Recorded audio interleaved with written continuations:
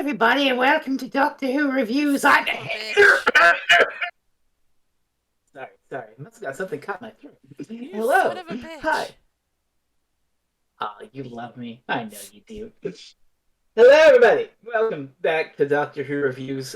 It's been a bit. Life has been doing things. The holidays were busy. Blah blah blah blah. But here we are again. Happy New Year. Happy 2023. New Thank you so year. much. Same old show, same old dinguses talking about old 70s sci-fi properties that have the budget of your last lunch out.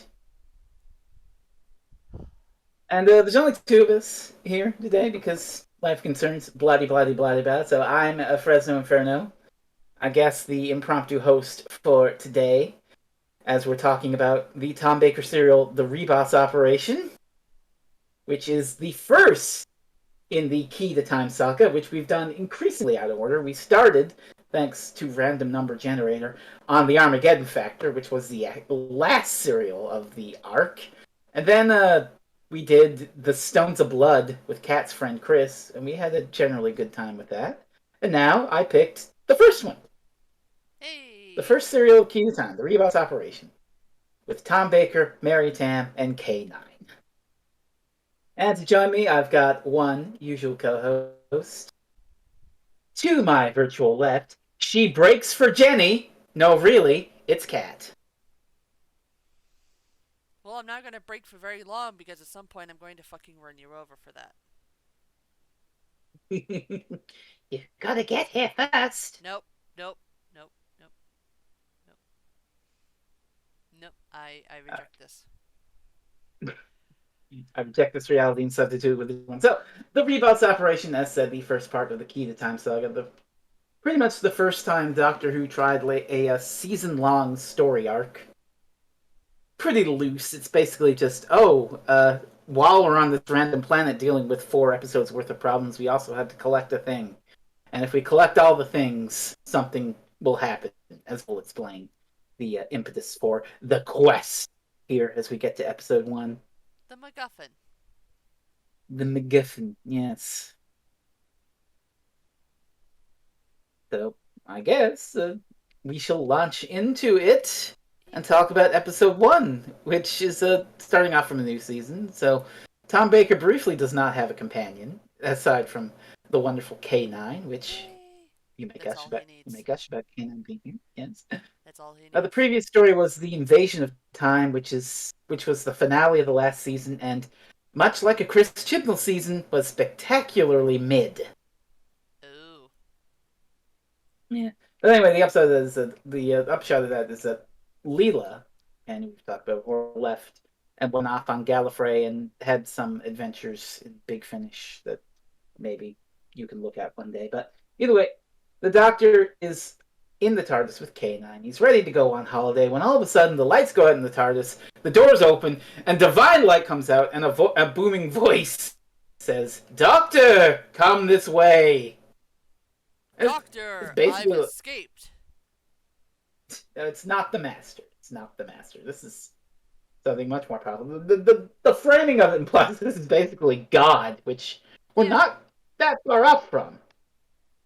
Because the Doctor has been summoned by an improbably powerful being known as the White Guardian, who is taking the form of, like, a southern plantation owner for some fucking reason. I mean, it looks a little more like maybe African safari colonist, I would have to say. Oh, either way, there's some uncomfortable undertones there. But he is the whitest of white, unfortunately. That's why they call him the White Guardian. Oh God, I regret that sentence as soon as it left my mouth. And yet the Black Guardian is not played by a black man. Curious. Well, so the White Guardian has summoned the Doctor here because, well, here's the impetus for the Key to Time arc. The fragments of this all-powerful relic, the Key to Time, a perfect cube which maintains the harmony of time and space itself, has been scattered and distributed all across time and space. And it all needs to be gathered up again in order to stop the universe momentarily to reset cosmic balance. And the White Guardian has basically drafted the Doctor for the task of collecting these bits of the key to time, which the Doctor is reluctant to do. But there's an implicit friendly threat involved where it's like, if I refuse, what'll happen to me? Nothing. Nothing, Doctor. Nothing at all. Ever Ever. again. It's like, oh, so how do I find these things? Yeah. Also, fun bit of behind the scenes true. Well, probably not fun for Tom Baker. If you Uh, look at these scenes and some other scenes in the episode, you may notice that Tom Baker has a noticeable cut on his lip. This is because there's an actor in the story who plays a character called the Graf Vindicay, who we'll meet later. yes. And apparently he had a dog, and he brought the dog to the bar with him. And the dog jumped up and bit Tom Baker on the lip. Wow. And so that's why in certain scenes you see Tom Baker has this nasty cut on his lip because the dog fucking latched on there. Bad dog. This is why you need K9 around more often. Yeah. Worst guard dog ever, though. Come on. It's funny because I knew the story. I remembered the story that a dog bit him on the lip, but it wasn't until I watched the infotext commentary on the DVD that I realized it was the actor's dog. Jeez. According to them. But yeah, so the Doctor reluctantly agrees to go on this quest, and then the White Guardian says, "Oh, by the way, we'll be giving you a companion to help you." And the Doctor's like, "Oh, no, come on! I mean, all a companion is gonna do is scream and get in trouble. Oh, please, can I work alone?"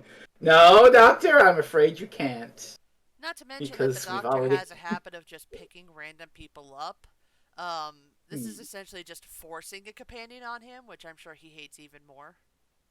Oh, well, the Doctor agrees, but not before the White Guardian warns him that, well, I'm the White Guardian, so be careful of the Black Guardian, because he's bad.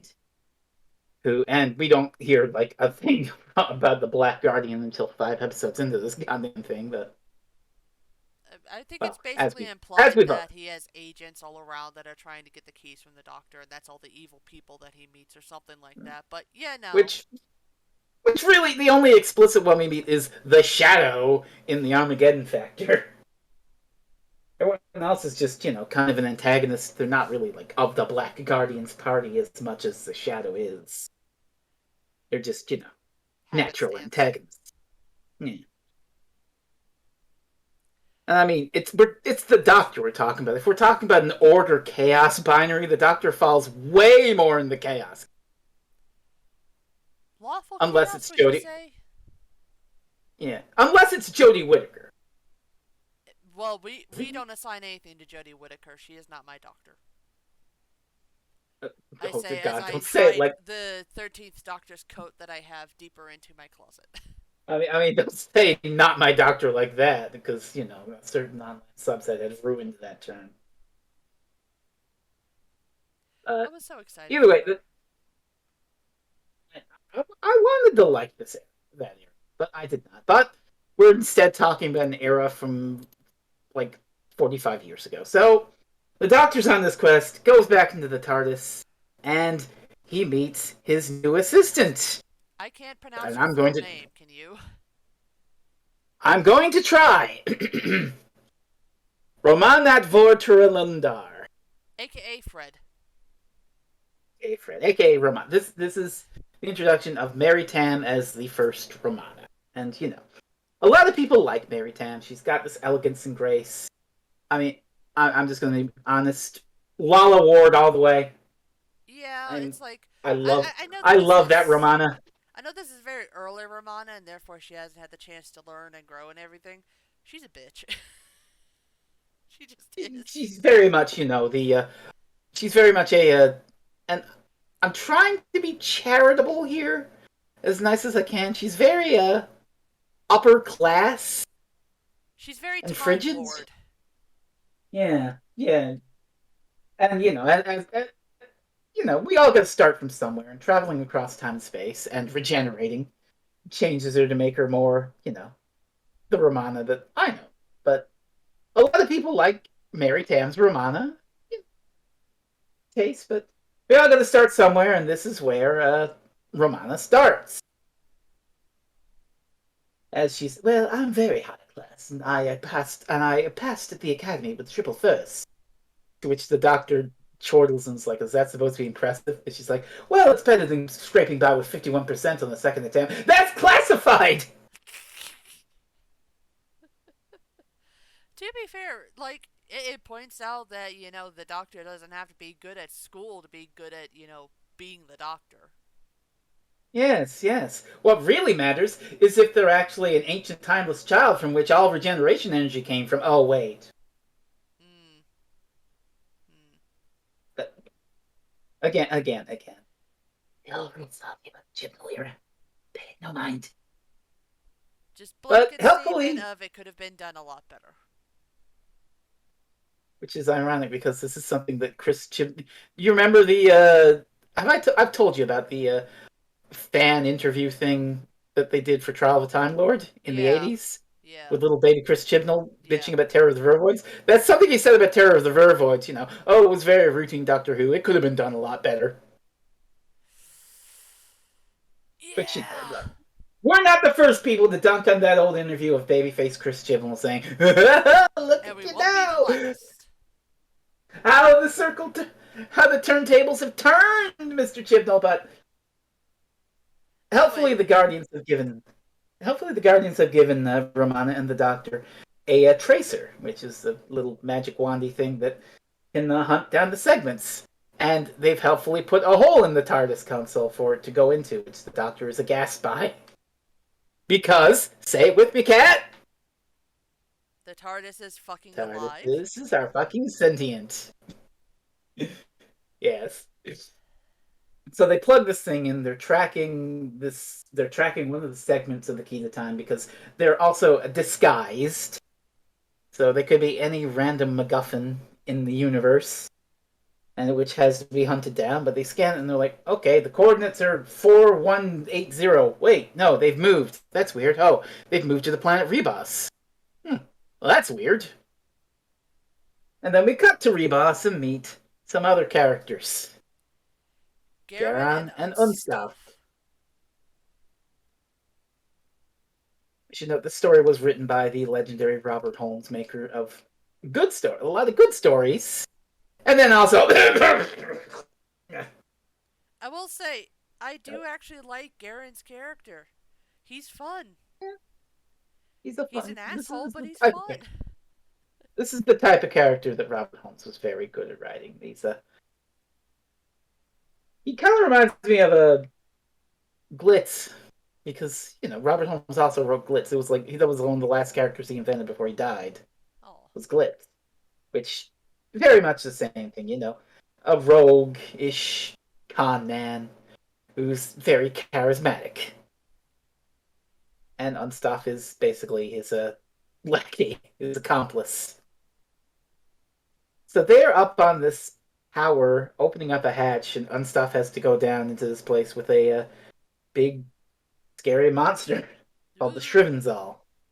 Which is funny because this Which, Shrivenzal does nothing. It's just there. well, And that's a it's first. like it's a very elaborate guard for the crown jewels of Rebos. Yes. We see this very ceremonial British guard esque sort of thing. These guys turning out the lights in the crown jewel room and just shutting down for the night, locking the place up. I love the music. How whenever they point a thing at the light and it goes out because it's an electric light. But the soundtrack adds this very synthesizer, and there the light goes out. I can't onomatopoeia it, but it's very. So they It's a lock fun up, and sound. then they lock off, and Unstoff reluctantly he throws down the thing of drugged meat to drug the Shrivenzal so he can get down there and get in there as part of his plan. But he's not there to steal. He's there to add something to the collection. Yeah. So he goes in, drug the thing. He goes in there. He gets out some glass cutting tool to cut the glass on the crown jewel case, and he puts in this big blue rock, That Which won't be interesting. important I later at wonder what. all. Yeah, Does anybody else hear whatever. something about MacGuffins going on? I mean, it's the key to time season. Everything's a MacGuffin this year. This is the season that's oops all MacGuffin,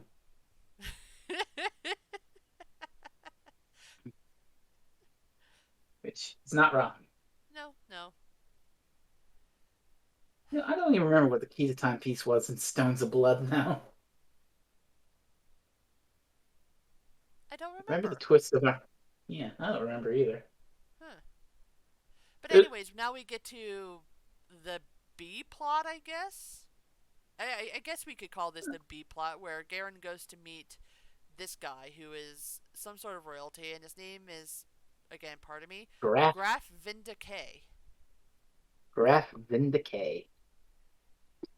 And And I so he mean, goes, yeah, yeah, he's just basically there to sell the dude a planet. This planet. yeah. It's called the Ribos Operation. Basically, it's one giant con man game, is what they're doing. They're trying to fleece this guy, Graph Vindicate, out of his money. They call it OPEC. So, you know, basically just trying to fleece him out of his space gold. Yeah, yeah. And honestly, So it's a they're pretty here. good plan. Hmm. So the Graph Vindicate is here with his head guard, Sholak. And Garon convinces him, leave your guards on the ship because it's the planet of Rivas. Oh, they're all primitive. They don't know nothing about this stuff. You'll spook them. Ooh. Oh, also, it was the Great Seal of Diplos, the necklace of the crazy security lady, I think. Okay, there we No, go. Cessair. That anyway, MacGuffin. It's the MacGuffin. MacGuffin that the MacGuffin that the lady with the silver paint had while the doctor was on trial by Navi the fairy. The Stones of Yes. Blood was very strange. The precursor to the Trial of a Time Lord. And possibly better, I might add, because for one, you could watch the actual trial and not feel like you were just wasting time. I mean, as long as you got to watch Terror of the Vervoids like I did and had all the trial scenes cut out, it was a lot better. Yeah, yeah. Very confusing when half that story is like, what? I didn't do that. What the fuck? I mean, to be fair, I didn't miss anything. Most of it was just the doctor standing up and going, "That's not true." Yes, it is. But it's not. Yes, it is. Okay, it is. Oh, quotes. So the Graph, Vindicay, and Garen are talking about selling the planet Rebots to him. And what we glean from this is that the Graph Vindicay is like exiled royalty and he wants to get back to his planet. He's actually, as we'll find out, a murderous tyrant who wants to take over his planet again, but Oh, is not just lacking. a murderous tyrant. He's also gone insane from PTSD. Yeah, more than likely, considering all the fucking battles he's been in. Yeah. Either way, they're talking about the possibility of buying this planet. It's like, oh, I don't know. I mean, it's kind of a useless rock in space. I don't know what someone of my standing needs. And so Garon leaves him all the papers. Oh, here's the mineral report. You know, nothing really interesting there. I'm gonna leave you to look over it. And so he's looking over it. He's like, okay, the mineral report. Okay, we've got carbon. We've got copper. Jeffrick, what the fuck? It's like a really small amount of Jethric, too. It's like 0.00 something percent. But he still, It's like, kind of like a wigs out about this, because this is some good shit. It's like a, and I'm going to reference a movie. I'm going to reference a film. It's like the unobtainium from Avatar, where it's like, holy shit, this shit's so rare, we need it.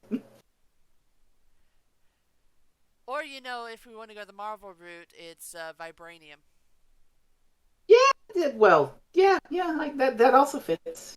You know, there's all sorts of super valuable space metals. It's MacGuffins all the way down, basically. Or if we want the good version of Avatar, it's Pocahontas. Or if we want the good I, version of Pocahontas, it's Dancing with Wolves. I think Avatar's fine. It has I've some problems triggered here and so there, many but people. Look, it has its problems, but it's so anti-capitalist and anti-military that it can't help but put a smile on my little leftist face. Eh, I am not I'm surprised. easily amused. I'm easily amused. I Anyway, just never got I, into I, the I, whole blue cat people thing. It's they stole my character. I hope the second movie's good. I'll see it I at some point, heard that but it's pretty good, but again, I have no interest in Avatar. that's Except for that's the valid. last Airbender one, but not the live action. No. We're not watching that shit again. No, I've seen it twice. I've Both seen it times once with you, and that willingly. was enough. You're the only reason I managed to make it through that.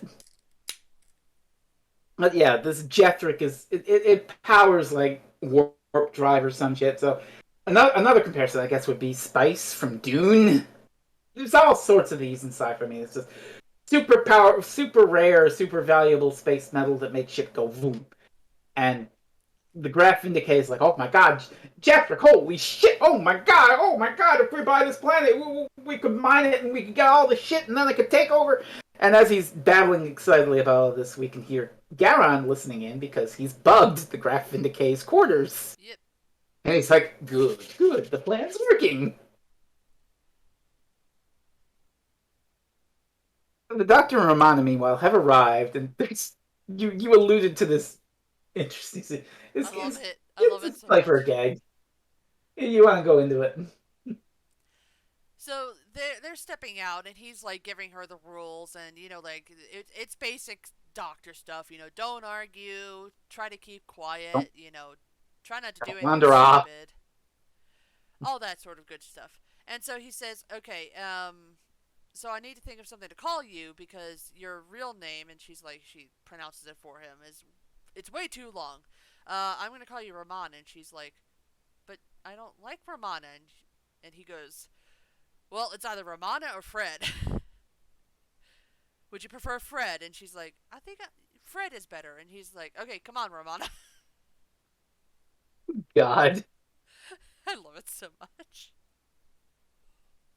there's some good humor in this one. There usually is But yeah, when it's Tom Baker. they pass by Garon, who he sees him coming, and he just pretends to be a random guy. He's like, 4 o'clock and all's well.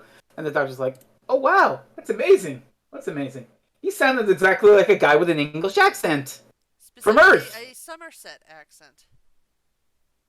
Which is interesting I because feel it's one of those things you take for granted in Doctor Who that everyone on other planets has a British accent. But here's the Doctor like going, "Oh my gosh, that's amazing! That guy has a British accent. He's from Earth.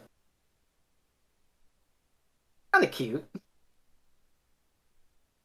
But Romana's like, "But Ribos is a primitive planet. There aren't any Earth aliens on this planet. it's a That's protected weird." class 3 society, which is important. Which basically is like Prime Directive bullshit from Star Trek, I guess. Yeah, it's kind of Which like the if Prime it's a protected class 3, don't interfere. Once it gets to class 2, then you can start thinking about it. that is basically the Prime Directive from Star Trek, which I have a lot Yep. of problems with the Prime Directive in Star Trek, but we don't need to talk about that. But so Well, we don't need to talk the about the fact that Doctor, absolutely nobody in the Starfleet at all follows the Prime Directive because they keep interfering in all the shit. basically, And they but only bring it there's a up lot when of it's stuff. important to the plot. Basically. So the Doctor and Romana are seeking out this piece of key to time, and it's leading them to the room with the crown jewels. And so they they sneak in. The Doctor's trying to get into the case with the crown jewels, and Romana decides, "Oh, look, there's 23 minutes in the episode. I think I better get in trouble." She wanders into the chamber with the Shriven's doll. Justice is waking up. So now we have an angry green lizard puppet after Romana. Good job. Because, yeah, because as she goes in there, it's morning, and so it's changing of the guard time. So they decide to try and close the chamber of the Shriven's doll while Romana's in there, and she barely manages to keep it open, and the Doctor has to crawl in there and get her out while the Shriven's doll's like, "What?" Oh yeah, we should mention during while they're trying to get into the crown jewels and everything, Unstoff is actually up top, and he takes a drink to the guard that's up there. Because if the guard looks Uh, down and sees that the Shriven Veil or whatever it is sleeping, so, shit's gonna go down. So Unstoff gives him the drink, it knocks him out. He blows the horn so that they will lower the door to the chamber, and then mhm. that basically gets them stuck in there. Yeah. And Unstock has another reason for doing this, which we'll get into later. Uh, so that's our part one cliffhanger. Oh no, how are they going to get out of this? And how they get out of it is the door doesn't close because it's the Shrimzel's claws there, and they're like, the door won't close. Oh, the Shrimzel must be blocking it. Open it up and try again in a second. And they open it up. The Doctor and Romana get out and they shut the door. And so now they're so good, they're out. Bad, the guards are about to come in, and they probably won't take kindly to Doctor Who under the crown jewel case trying to break into it. Yeah, just a So bit. now, Oh, I would also so like to now point they out have to at this hide. point, the Ribos is a very very cold planet, at least at this point of time. Apparently they have two seasons. They have the sunny season and then they have the ice season. And This apparently it's time, during the ice sometime. season. But Romana is wearing this big, fluffy white coat, which is the most obvious thing I have ever seen. And it's like somehow she manages to never be seen during all of this. And kudos to I you. mean, this entire stealth scene is kind of ridiculous if you think about it like that. Because they go to hide behind these, like, things right before the doors, and they hide back there, and you see the guards come in, and they go around these things, and they're looking down at the ground, and they don't see in their peripheral Yeah, vision the these door fuckers to the just standing Shriven there. Zale is right there next to Romana. The dude kneels down and looks at the door, does not see her, despite it being completely open. Natural 20 on their stealth checks. Obviously, they failed at Metal Gear Solid School. Should have got a They have no cardboard cone box. of vision. But anyway, they managed to get out of there. But not before Garan comes in, just as they're doing the thing, and he talks to the head guard, and he's like, "Hi, I'm from the North," because that's their cover. Rybos doesn't know Wolves. anything about alien planets, so he's like, "Oh, we're from the North. Here's my pass. I've got some companions with me. Say, this seems like a safe and secure place. Could you store some money of mine for safekeeping?" Well, it's not his. It's Graf's. It's Graf's money. Yeah. Well, he says it's his. Or he does something. Basically, the upshot is okay. I'll store your money here for the night. It's fine. It's the deposit for the purchase of the planet. So Graf is putting down a Yeah. deposit of 1 million. Insert Doctor Evil meme here, please, Rainier. OPEX. Yeah. 1 million 1 million OPEX. OPEX. So then the Graf and Cholak come in and they're talking about this, and then Garon starts talking to a random guard. Oh, who's that? It's Unstuff, who knocked Yes. out that guard and took his clothes and is now part of the con. And during this part of the con, he decides to essentially pretend that he is a native who's I get what was it his father? His father who went Yeah, out? So his yeah. father had gone out into the wilderness, managed to find this old legendary Jethric mine, which they called a different name. It's like Shrieking Stone. Gringstone. Yeah. And, Gringstone. and, and the idea is that when they have the stone, it stops them from aging or something like that. Typical bullshit. We're uncultured. We don't understand what this thing is and how valuable it actually is. Um, and he basically, makes out that his father was never found, but the stone was found with this map wrapped around it, which may be a map to the mine. And one day he'll go out and he'll get that mine. Oh my. Yeah. And Unstuff actually kind of improvises on his own here. And after that, Garen's like, "You You idiot! What the fuck are you thinking? You could have blown the whole operation. Well, essentially, they're trying to get like 10 million out of this dude, and he's like trying to settle for only 6 million, thinking that they don't know what it is that they have. And then there's like this whole thing about mineral rights, and honestly, I even work in the government and I don't fucking understand mineral rights, but shit's weird. It's like, he's trying to trick Garen into buying the planet, thinking that this valuable mineral is in it. And then presumably he's going to be like, okay, here's my money. Have fun mining this mineral. Bye! Zoom! And then it's like, haha, sucker. I'm taking the Jethric quickly, which the Graph Vindicate sees the Jethric in the crown jewel chamber, and he's like, holy shit, that's the biggest piece I've ever seen. It's worth so much fucking money. Oh my god! So yeah, he sends his second in command, who Sholak? Is that how you Sholak. pronounce Sholak? Sholak Yeah, is a yeah. big figure in this. He's basically the right hand man of Graf, and like his advisor slash general, whatever you want to call it. So he Royal sends him Guard. off Yeah. for the money, and then I guess he notices something, and so he reaches into the fireplace and he pulls down a bug. One that's far too Oh, advanced for this civilization, which is a class 3. And that's when he realizes, this fucker's trying to con me. so once Sholak comes back, he's like, "Oh," and he's like, shh. He holds up the bug and he's like, "Don't talk, don't talk." Puts it back, and they go outside, and he's like, "Garon's been eavesdropping on us. I don't like it. Shit's I wrong. think he might be trying to pull a fast one on me, the Graph Vindicate, the rightful heir to my planet."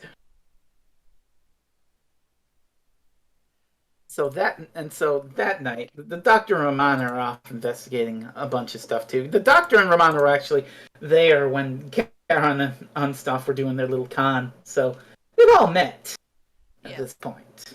And at this point, the doctor has figured out that they're, essentially trying to con the dude. He just thinks that it's for a different reason rather than selling the planet. He thinks it's for the actual piece of, the actual key to time, which, by the way, is the Jethric. So he thinks that he's trying to sell the Jethric off when it turns out he's actually trying to sell the whole entire planet. Yeah. So that And night, when stuff goes back down, he gets the Shrivens all placated somehow again, goes back into the thing, and takes the Jethric and the money and goes off with it. But the Doctor is in right after him, and it's like, oh, oh, it's not here, and the guards are wise to us. Which is actually is funny seeing the way he gets in. Is he basically Unstop is going in over the top way again, so the Doctor can't take that way. He's got to go in through the front, well, he but doesn't it's know about the top guarded. way. He doesn't know about the top way yet. I thought he did. No, as far as I know, he doesn't. Oh, he will later Yeah, once he will he later, will just after not this. right now. But for now, he's trying to go in through the front, and the guard is like, "It's curfew. You shouldn't be out." And so the Doctor does the old, "I'm gonna wave a pocket watch in front of your face. You're getting sleepy." Ooh, and conks the guard out. Which is kind of funny. The last time that the doctor waved a pocket watch in front of my face and made me bored to tears, to the point that I started to fall asleep, was the 13th Doctor. What is that? Chibnall Dunk number 5? We have no one here to stop us. We'll dunk on him as much as we want. We're not bitter, promise. I am. So yeah, the Doctor gets in there just as Unstuff makes off with the Jethric and the money, and he's like, "Oh shit, it's gone. Oh shit, the guards are waking up and they're not happy." Uh, and they actually like bar the main entrance again, so he can't get out that way. So he has to get out Well, no, on actually, Unstuff's. Unstoff gets through the door, closes it behind him, bars it while the doctor's trying to look for the Jethric, and then runs past the guard, who wakes up and calls for help, or whistles for help, I should say. Yeah. So And shit's so bad. at some point they get, yeah. At some point they have gotten the jump on Garon. as he's trying to get through the thing. They realize what's going on, and so they get the jump on Garen, and Garen's like, "Oh shit, you've rustled me! Oh no!" Oh yeah, this is the part where the doctor's like, "Shit, I can't stay here. The Shriven's ill," and so he goes through there and he manages to find the way out that way. Yeah, and then That's how that yeah, happens. and so the Doctor Romana basically catch Garon up there, and Garon surrenders pretty quickly. But the cliffhanger then is they're walking along, and then the Graf Vindicate is like, "Well, well, if it isn't Mr. Khan then and his accomplices, guards, kill them!" Dun dun dun. And well, part 3 is they do not get summarily executed by Yeah, part three by the is Graf, at least not. excuse me, sir, do you not remember that they stole your money? And he's like, "Oh yeah, they Oh did yeah, that, didn't they?" there's a great scene where the Graf tries to get at the Doctor, and the Doctor like touches him. And he's like, "How dare you touch the Graf Vindicate!" And he pulls out his glove and slaps him on the cheek. "How dare you impugn my honor!" And the Doctor just like looks shocked, and then he takes the glove and he just like Smacks him gently back. slaps the Graf back. And he's like, "Guards, apprehend him!" I didn't know Elon Musk was in this. Oh Christ! Can't That's even the take a small slap, has to immediately start calling for security. Jeff was Twitter all along. I mean, it's blue and it's just as toxic. Yeah. So we've got. And people think it's worth a lot more than it actually is. Wow, we're right on with this metaphor. It's funny. It's kind of like uh, it's kind of like Glass Onion, where everyone thought that Ryan Johnson was specifically dunking on Elon Musk. He's really just dunking on shitty capitalists in general, but it just so It's happens 100% that it Elon perfectly Musk. fits. It just so happens to perfectly fit Elon Musk at this moment in time, and it's brilliant. Please go see Glass Onion. Please, Yes, please, this is please. not a spoiler. It's just a really funny moment. But if you want absolutely no spoilers, skip this bit. It's 100% Elon Musk because of the fucking car. The car just sitting on a pedestal next to his office, out in the open. Beautiful. Glass Onion. Glass Onion was so fucking good. Glass Onion was fantastic. Again, you know the way to my heart. Criticize capitalists. Like no lie, Chris and I put it on. We were on vacation. We were at my parents' house. We put it on and we would not stop laughing. It was so good. It's it's it's an amazing film. But Glass Onion praise aside, so the Doctor, Gyaran, and Romana are now all captured by the Graf and kept in their quarters, while the Graf goes to try and sort out who stole his fucking money. And it's just like, okay, you stay here. We'll deal with you when we get our money back. And by deal with you, I mean kill you because I like killing people. Because I'm a tyrant. I mean, the good guy. Totally the good guy. Mm.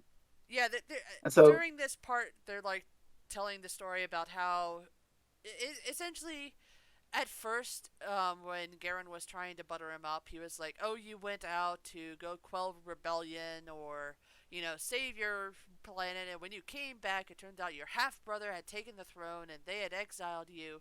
Turns out he was a crazy, power hungry tyrant the entire time, and so they were like, "Finally, we can get rid of him."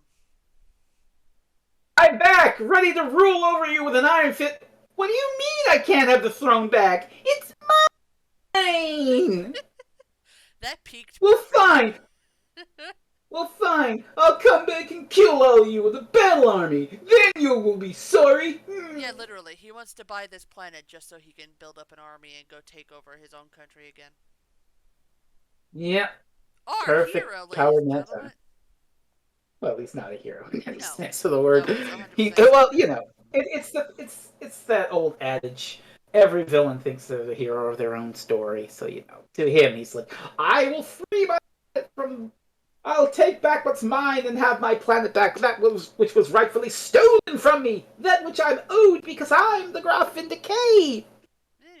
And anyone in my way will be brutally murdered. So he goes to talk to the guard captain about his money, and he's like, well, where the fuck is it? How are you going to get it back? Wait a minute. The Jethrick's gone. I mean, What, the scrinch what the hell stone is is it? gone. And And the the guard's like, captain's like, what are you talking about? what? There was nothing else stolen. It was just your money. And then this is when the Graf is realizing what's going on. It's like, you have no idea what Scringestone is, do you? Never heard of it. Yeah. Ah. Also, while they're under guard, Garon he has this wrist, his futuristic like wristwatch communicator thing for talking to Unstoff, and Unstoff tries to call him on it, and it's like beep beep beep beep, and so he smashes his own communicator against the wall so that they don't know what's going on. They're like, "Oh, you've got a communicator. That must mean you have an accomplice. Don't worry, he'll be found." And then he does the really stupid thing that all villains tend to do. He leaves them alone for a bit, in Yeah. which the Oh, doctor decides oh, to use his yeah. dog whistle. Literally. He has a dog whistle to summon K9. And I love it. here he comes! Your favorite boy, your favorite This robot boy. boy! He's slowly advancing while he slowly advances to their containment, their captivity, we get some more exposition from Garon, telling Romana about Jethrick, and telling them about how the Graph of Decay is a cruel tyrant who's gonna, lead an army and kill everybody he doesn't like. And but Garon doesn't really. I don't think Garon really cares. He doesn't approve, but he's like, I mean, if I get his money, I'll fuck it. Yeah, he has this line. I don't remember exactly how he said it, but he said, I can line my pockets with the money of a crazy man, too. Yeah. Yeah. Also, I mean, would anybody really care that much if somebody scammed, like, say, Elon Musk for, oh, I don't know, Twitter?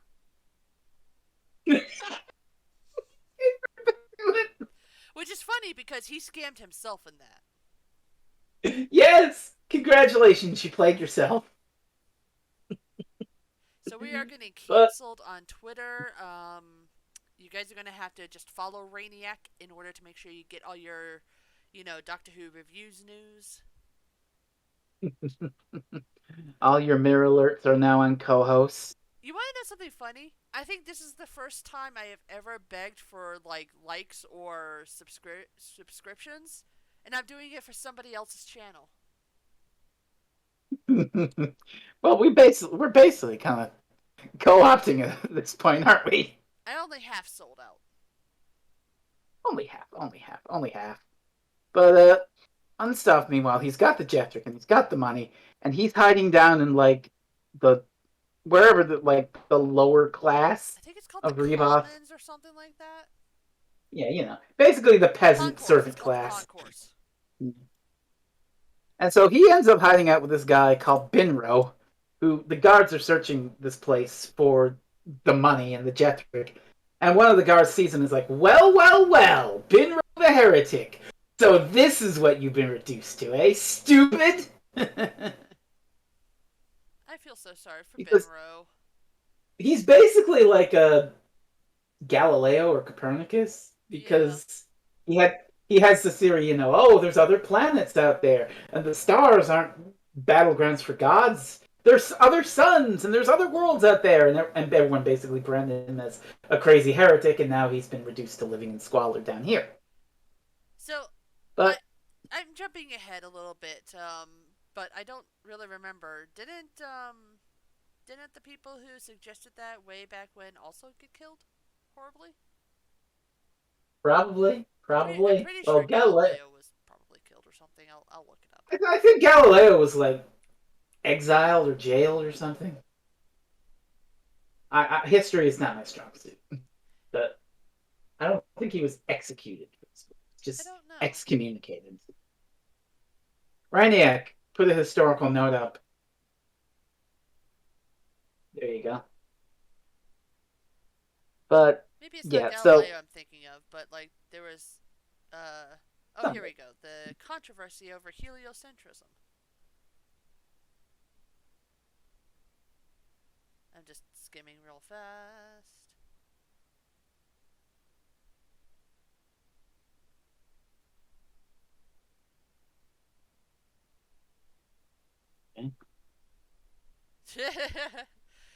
This is really funny because he originally found out that they were bad mouthing him to one of his friends, and so he sent them a letter that was 8 pages, and it got circulated all over the place. So, like they pretty much were just like, who cares about that? 2 years later, he decided to send another letter to them and was like, hey, remember that 8 pages I sent you before? Here's 40 pages instead.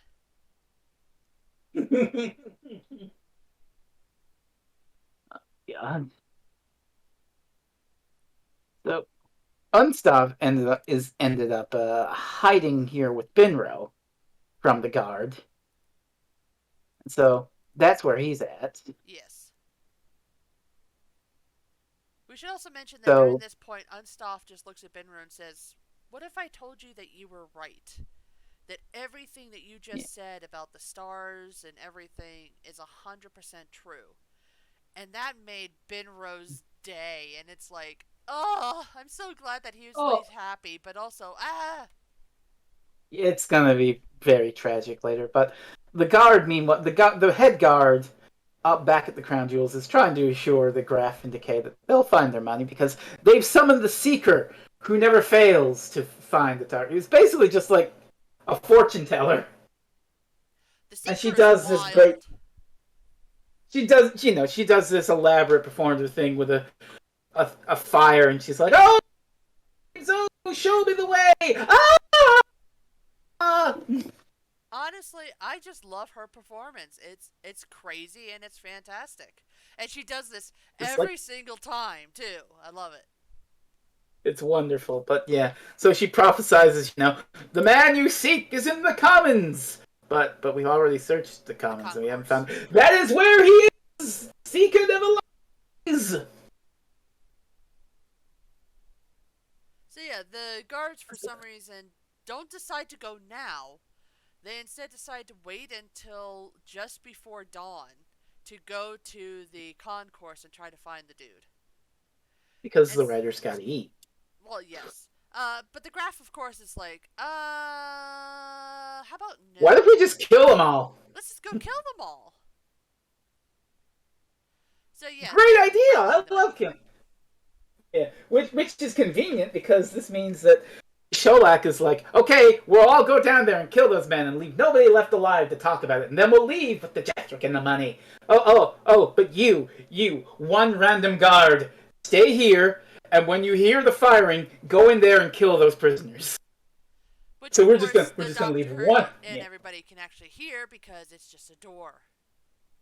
it's just a door. But also, okay, we've got these prisoners heavily guarded. We'll just leave one random guard to guard them. Surely nothing will go wrong. And then 5 minutes later, K9 shows up and stuns the guy. Oh, look at that. One random guard wasn't enough to guard them. Funny how that works. But of course, But I also, assume but they can't also, protect the robot dog. but also before that, the doctor he gets the bug, and he looks at Garon's broken radio, and he's like, I'm really clever. I probably could do a thing where you could contact him and stuff. He won't be able to respond back, but you'll be able to talk to him and warn him about the raid.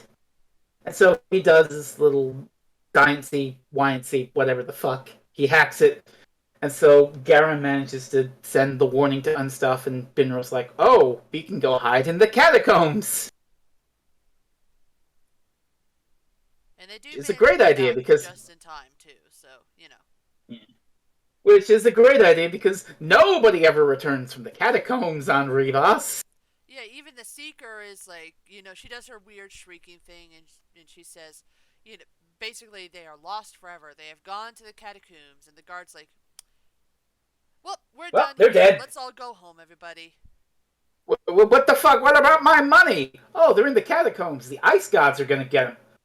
Who give a shit about no ice gods? I want my money. I ain't going down there. Fuck.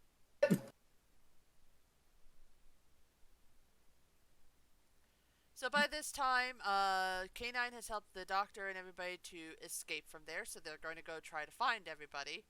Um, the Graf and his dudes, they decide to go down to the catacombs to try to find Benro and Unstoff because, He wants his money, Which, damn it, and the Jethric. which, which good news, there aren't any mythical ice gods down there to kill them. Bad news, the place is infested with Shrivenzells, Great. And apparently the which one will that's eat in them. the Crown Jewels room is just like a baby. Great. Yeah, so just what we wanted. And so our part three cliffhanger then is the doctor and co are down there, and they're trying to hide from the graph, and then the doctor accidentally knocks something down. It's like, uh-oh, we're in trouble. Part 4 starts off with none of that happens. The skull noise attracts a Shrivenzel. It comes to the Grafsmen, and they just sort of scatter, and nothing bad happens. Is this where the Seeker gives another prophecy about well, there's a prophecy she gives her. It's like, only one will leave this place alive. Isn't that after they grab her and drag her down there? Probably. I'm thinking Probably. But yeah, that's what they something that decide. gives They me figure, mind. hey, this bitch knows everything. Why don't we just go Yeah, grab her, drag her down here, and make her find these guys? yeah, Um, oh yeah, you're right because Sholak is talking to the Graph and it's like, this reminds me of the labyrinth of I don't even remember whatever it places. is. Some myth. We were down there for over a year hunting for our prey. Oh, what a fine battle that was! Well, and then like you say, it's like, wait a minute, that Seeker, she seems to know things. She seemed to be able to tell the future. Let's get her. So we have this seeker who is our ball of yarn, and we have this labyrinth with a minotaur inside of it. No. How many Nymons have you seen today? Not that many. Oh God. At least one. And so then the graph is showing that I'm totally serious about going down here, and so he pulls out this weird laser cannon and kills one of the guards. And it's like, okay, we're going to the catacombs. I'm getting my fucking money And my Jethric! and my Jethric and my vengeance. I'm totally the hero, guys. I swear. Yep. So at this point, the doctor and them start to come out of hiding, and the doctor's like, okay, one of us has to go back and keep an eye on them because obviously they're up to no good. The rest of us need to go and try to find, Unstuff and Benro. So the doctor elects to go back and watch, you know, um, watch Graf just to make sure that he doesn't do anything stupid. He proceeds to do many stupid things. But This is Tom Baker we're talking about. yeah.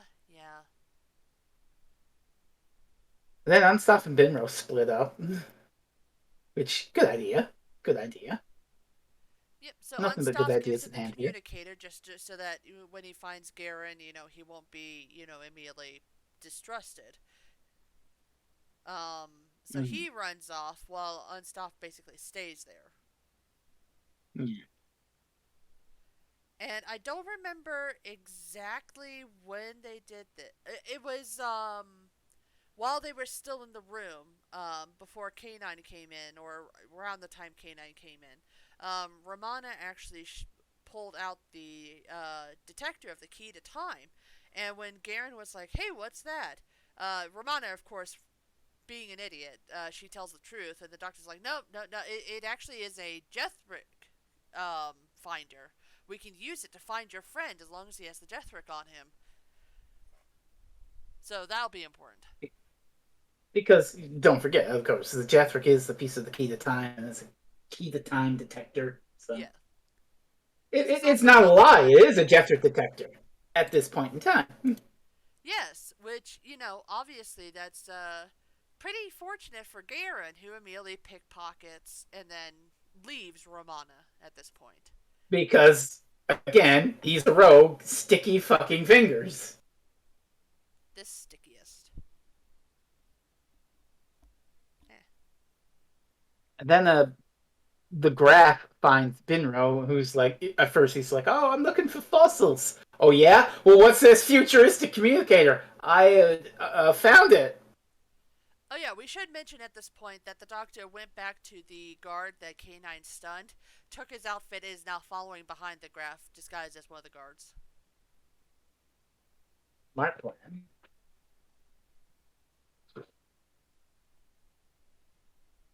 So yes, they all head back in order to get back under there and try to find them.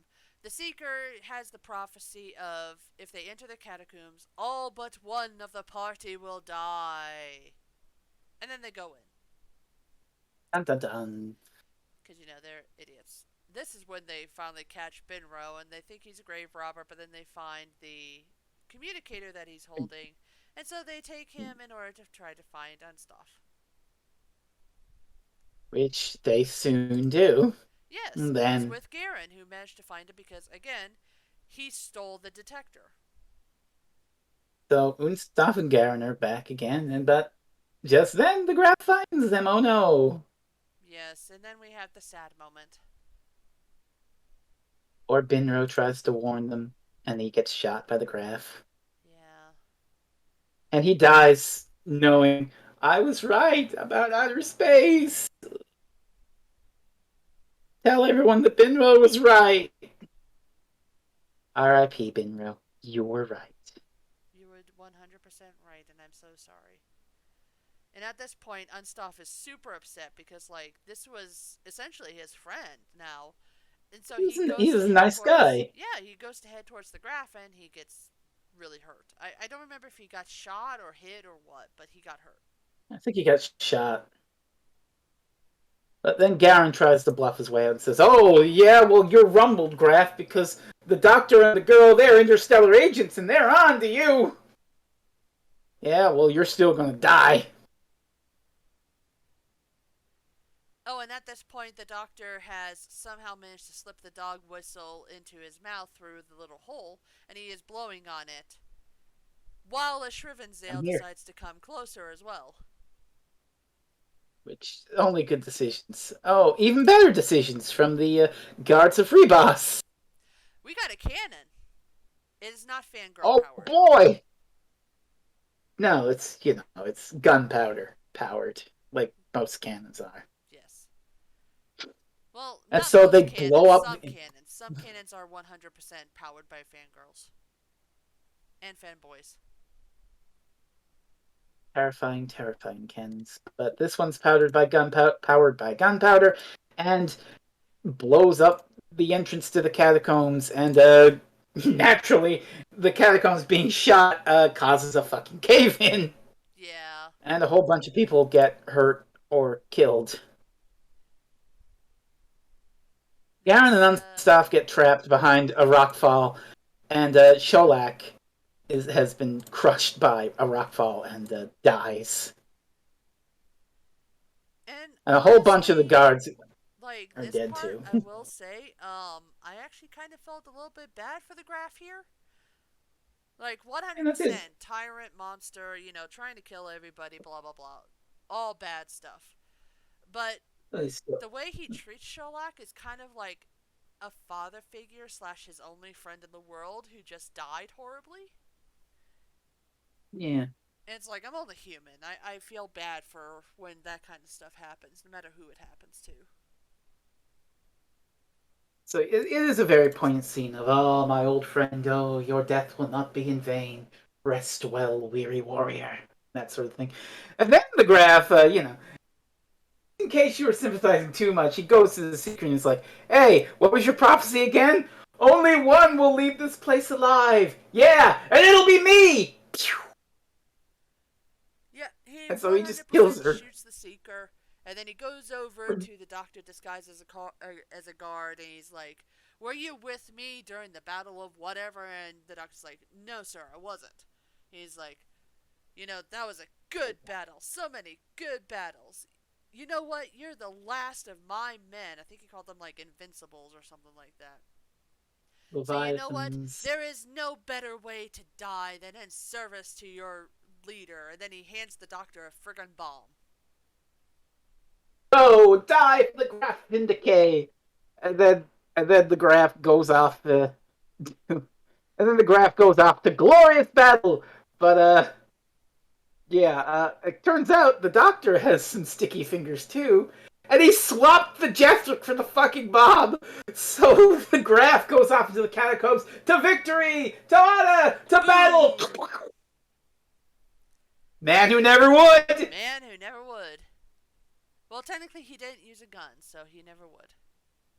And while all this is happening, Romana and K9 come across the rock fall, and they hear something behind it. And so Romana gets K9 to blast away the rocks and free Garen and stuff. And it's a pretty funny confrontation between this, like, oh, it's you. Oh, yeah. Hey, you dropped this. Yeah, I dropped it right into your waiting hand, didn't I? Pretty good line. And this But yeah, also part of this bit is like, Garen's like, oh, this was a great time. I know you're going to take the Jethric. Can I hold it just one last time? And so he takes it and he's like looking at it and he does this weird turn and as he's turning he slips it into his pocket. He's like, well, doctor, it has been fantastic seeing you. And they hug and it's, like everything's going fantastic. And so Romana, K9, and the doctor all get back into the TARDIS and they say their goodbyes. And, Unstoff is like, well, that was weird. Especially the way that they took off in their ship. Too bad we lost the Jethric. And Garen's like, oh, oh, my dear boy, I took the Jethric. I swapped it with a common rock. the oh, he swapped it back. He swapped it back. You That can't doctor. trust anybody these days. And so the end of the show is the Doctor and Ron in the TARDIS, and they touch the piece of Jethric with the locator, and woo, it turns into one of the pieces of the key to time. 1 down, 5 to go. Hooray. And that was the Ribos Operation. What did we think? Do you want to go first or shall I? You go first. Okay. I honestly really enjoyed this. Obviously there are still some things that I wasn't really a huge fan of. But those were mostly just minor things, not really nitpicky things. So it's something that I would definitely watch this again, hopefully in order this time. But like, yeah, it's a compelling intro to the whole Key of Time saga. It's got some compelling characters who are interesting and don't bore me to tears. It's got an interesting plot where it's like a whole heist type situation. Um, and like the cliffhangers aren't the best, but at the very least they have resolutions for them that kind of work, and it could be a lot worse, honestly. So yeah, I fully enjoyed this episode, and I can't wait to see more of the Key to Time series other than the ones we've already seen. I enjoyed it too. Robert Holmes is on point. He's not writing any real problematic stuff. Probably the most problematic thing here is the Doctor's not the nicest to Romana, kind of patronizing, but I mean, to it be is fair, early days Romana's for the not the Doctor. least. Yeah, it is early days for Romana, and we know the character gets better, so this is not as bad of a detriment as it sounds. Gavin and Unstaff are classic Robert Holmesian characters, charming, lovable rogues who don't exactly have the best intentions, but are so charismatic that you just kind of don't care. And the Graph in Decay is a suitable antagonist, petty and but dangerous in all the right ways. The entire plot of the con is complex but interesting, and for rubber suit monsters, the Shrivensaw is not that bad. I'll say Doesn't it. do that much, but yeah, it's not bad. It's Doctor. It's kind of like that thing of, oh, we've got to have some sort of big monster in Doctor Who. Why can't the monster Rather than just be capitalism? no, that's oxygen. It's oxygen. No, I mean he's a tyrant, a power hungry tyrant that goes around trying to buy entire planets in order to be able to support an army. He's capitalism. Oh wow, the story is anti-capitalist. I like it now. Even more. And of course we can, and of course Binro the Great, Binro was right, and Binro deserved better. So yeah, a winner across the board for the two of us. But if our co-hosts who are not on this show have some thoughts, they can go right here.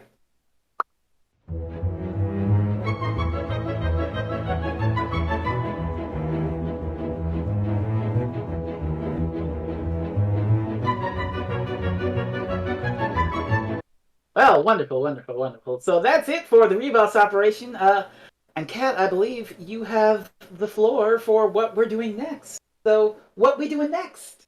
You're gonna hate me. Oh boy, I thought we got rid of all the problematic ones. No, not entirely. So, the Doctor has had many companions during his runs, right? Mm-hmm. Some of them more beloved than others, right? Mm-hmm. I think it's time for us to have a little karma in our lives. A little karma chameleon. Oh, oh boy. I think it's time for the King's Demons. Well, now this is a radical choice. Yes. Strange choice, but I don't Yes. remember much about the story other than, the titular thing you're talking about. It's a fifth Chameleon. Doctor. It's got Tegan and Turlo in it. It's got the Master. It's got the greatest thing of all, the robot known as Chameleon. The Saying that cursed with a robot. really, really hefty spoonful of salt there. Yes, yes. Mm. But yes, the King's Demons. I know nothing about this. Well, it's a two-parter, so it's only 45 minutes long, so it'll be over quick. Yeah, and So, it aired just before the Five Doctors as well. I don't know if the Five Doctors led into it or if it led into the well, Five Doctors. Excuse me. as I recall, and actually, it's funny because I've been doing this for a while now, where I've been watching the stories week by week on their 40th anniversaries. So, 2023, 40 years from that, is the 1983 season of Doctor Who, which is the season King's Demons comes from. Aha. So, I have the schedule in my mind. So, King's Demons would have aired in like hang on, let me check my calendar actually, because I've noted down when all the episodes aired. Okay, King's Demons, March 15th and March 16th, 1983. Wow, what a And coincidence. That's so close to Rainiac's birthday. oh And wow, happy birthday, Chris's Rain! Happy birthday. birthday, Rain! We got And we got we got a it's so weird close to my robot for brother's you. birthday. I know way too many people who were You- born that week. Well, I was born in September, so I don't know. But Oh, anyway, so that aired in March, and then the Five Doctors would have aired on the actual anniversary, 23rd, 19, no, 23rd of November, 1983. Which we've covered Five Doctors. yeah. It's an entertaining romp. Yeah. It's definitely it's definitely what Chibnall watched again before writing Power of the Doctor. That's your last Chibnall down cat. Pull the circle. Hey! Eat shit, That Chibnall. that that is the Ribos operation, and next time we'll have the King's Demons. But I guess it's time to wrap up. You can find us on Twitter at Reviews Doctor, individually on Twitter at Freezing Inferno, at Concave Usurper, at Rainiac the Maniac, and at the Kuchiri. And we all play video games on twitch.tv sometimes, twitch.tv/Freezing Inferno. By the time you've listened to this, it'll be my first year anniversary as a virtual YouTuber. Hooray for me. Hey! Good for you. Twitch.tv/Concave Usurper, twitch.tv/Rainiac, twitch.tv/The Kuchiri. You can buy Back to the 11th Hour Volumes 1 and 2 by Krista McTeer and The Towers of the Trees by Sean Dillon over on Amazon.com. And also a little plug for Pour Moi. You can read a very impromptu but very from the heart post that I shoved onto the blog called The Impossible Dream of a Walking Fire, where I have spent the last month or so watching a little show called Twin Peaks. Oh And I no. had Oh, and I had some thoughts about Twin Peaks, and I shared them in this blog post. So please take a look at that, and maybe expect more Twin Peaks coverage in the future because it's a thing. Let me tell you, you dive headfirst into the twisted mind of David Lynch, you discover some things. And I think that's all we have to plug. So, from all of us here at Doctor Who Reviews, thank you very much for listening to this show on the Ribos Operation. And we'll see you next time for Peter Davison in The King's Demons. Until then, everybody, bye for now. I cannot wait for them to hear this and figure out what we're going to do for the first time. That'll be fantastic. I think Mike is going to lose his shit because, Peter Davison's his doctor. Hey, also,